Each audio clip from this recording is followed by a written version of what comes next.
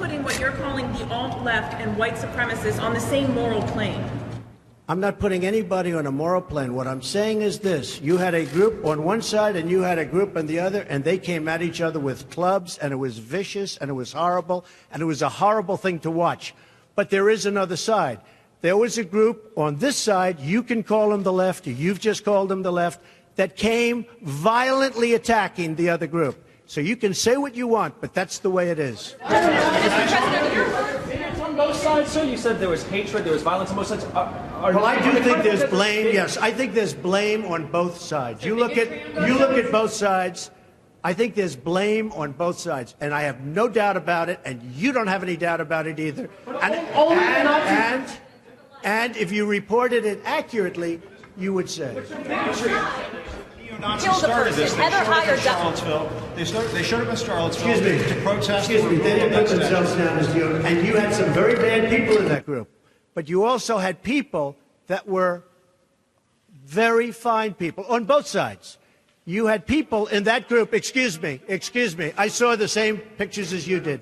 You had people in that group that were there to protest the taking down of, to them, a very, very important statue and the renaming of a park from Robert E. Lee to another name. Robert E. Lee are not the same. Well, no, George Washington was a slave owner.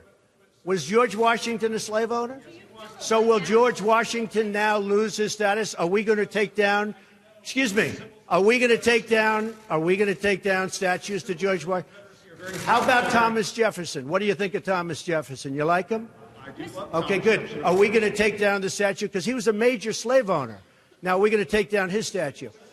So you know what? It's fine. You're changing history. You're changing culture. And you had people, and I'm not talking about the neo-Nazis and the white nationalists, because they should be condemned totally.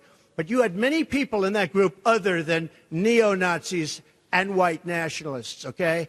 And the press has treated them absolutely unfairly. Now, in the other group also, you had some fine people, but you also had troublemakers, and you see them come with the black outfits and with the helmets and with the baseball bats.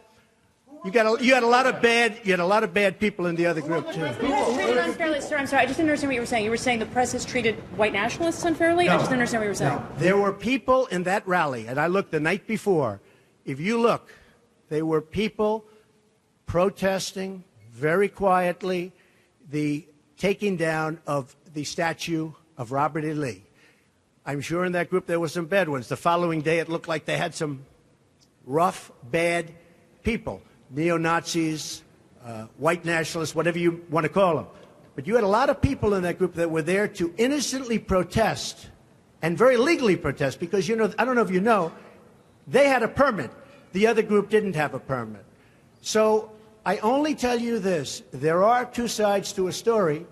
I thought what took place was a horrible moment for our country, a horrible moment. But there are two sides to the country. Does anybody have a final? Does anybody have? You have an infrastructure. What makes you think you can get an infrastructure bill? You didn't get health care. Well, you know, I'll tell you. We came very close with health care. Unfortunately, John McCain decided to vote against it at the last minute. You'll have to ask John McCain why he did that. But we came very close to health care. We will end up getting health care. But we'll get the infrastructure. And actually, infrastructure is something that I think we'll have bipartisan support on. I actually think Democrats will go along with the infrastructure.